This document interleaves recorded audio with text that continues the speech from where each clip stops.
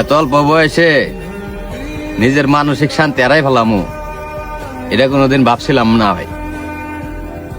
আমার কথাগুলা সবাই বুঝবো না, যারা নাকি মধ্যবিত্ত ঘরের সন্তান তারাই বুঝবো। মানে এমন একটা পরিস্থিতিতে আছি ভাই, না কেউর কাছে হাত বাড়াইতে পারি, না কেউরে কিছু দিতে পারি। কিন্তু মানুষ মনে করে না জানি রাজার মতো আমরা বাইসা রইছি, বা আমরা রাজা।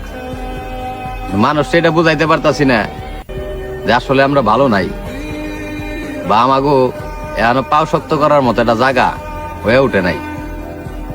মানুষ তো মনে করেন ভাই, মানে মানুষ যাত্রা এরকম দেখবেন, আপনার আশেপাশে অনেক মানুষ থাকবো, আপনারা সব সময় বুদ্ধি দিতে আছে, তুই এটা এইভাবে কর, এইভাবে আর কতদিন থাকবি, এটা এইভাবে করলে তোর লিগা ভালো হইব, কথাগুলো শুনোস না।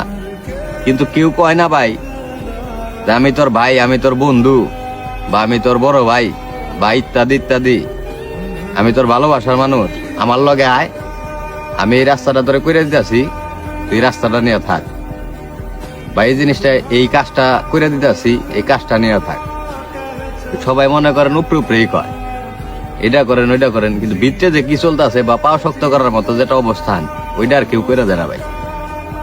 আবার তারপরের সাবজেক্টটা আসেন, চলাফেরা করি মানুষের লগে, মানুষ মনে করে না জানি আমরা রাজা, আমার ঘরে তো বহুত সোনা দানা, বহুত টাকা পয়সা রয়েছে, ওই ওরে ফোন দিলে এই জিনিসটা হইব।